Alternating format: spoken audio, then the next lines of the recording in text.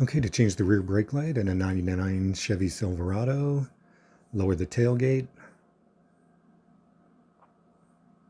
remove the 2 screws,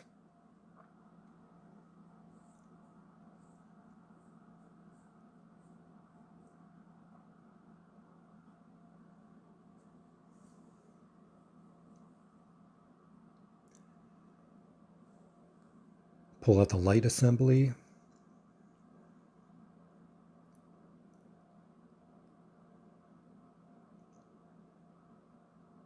push the tab on the plug and turn. Now pull out the bad bulb.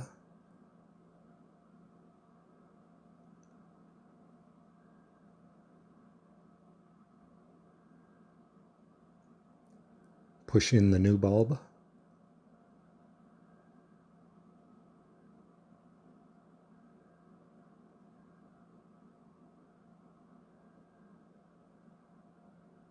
Then push in the connector and turn.